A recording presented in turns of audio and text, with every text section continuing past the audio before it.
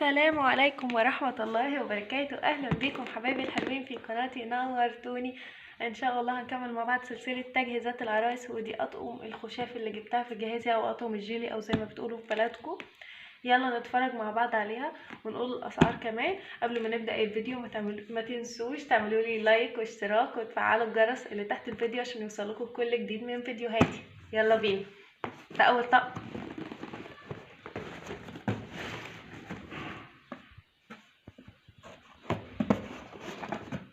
اهو، دي الماركة بتاعته. الماركة دي تركي اهو. الكاس بتاعه اهو. معلش يا حبايبي الباب كان بيخبط وكنت بفتح الباب. نكمل مع بعض. ده الكاس. ده شكل الكاس هو كده صغنن كده وحلو وياخد حجمه حلو يعني اهو. هما 6 وده كان عامل 175 جنيه.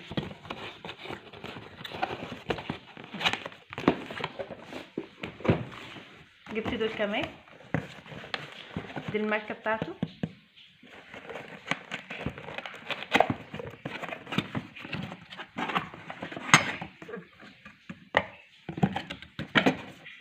وده شكله اهو.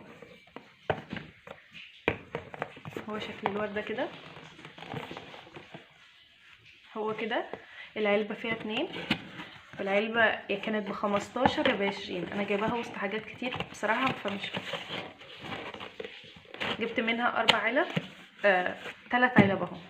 1 2 3 ماشي يعني 6 كيسات. وده اخر طقم. ده جايبالي النيش. ده صنع في ماليزيا ودي الماركة بتاعته. وده شكله اهو صنع في ماليزيا برضو شايفينها. ودي هو برجول كده. دي الصينية. ده شكل الصينية حلو جدا جدا.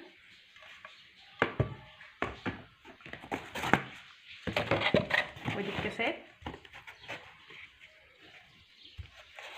دي الكاسات اهو. الكاس على شكل قلب كده اهو. ده الورد اللي فيه من بره. هو ورد كتير بس شكله حلو. هينطق معانا في النيش واستخدام كمان هيكون حلو. كل الحاجات دي هستخدمها بعد الفرح. انا مش هحط النيش زينه كده بس، وهبقى اوريهولكم ان شاء الله. اهو شكل الكاس. اوه الصينيه هتتكسر معلش فداكم. هرصهم واوريهم لكم، استنوني. وده شكل اهو يا بنات بعد ما عملته. ده شكل الكاس، شكله شيك جدا. دي المعالق بتاعته، معلقه كده هي مرسومه. ده شكل المعلقه حلو قوي. وده كان عامل 550. ودي الصينيه. هو شكله شيك جدا بس عادي ممكن تستغني عنه يعني لو ما جبتوش مش مشكله. فهو حلو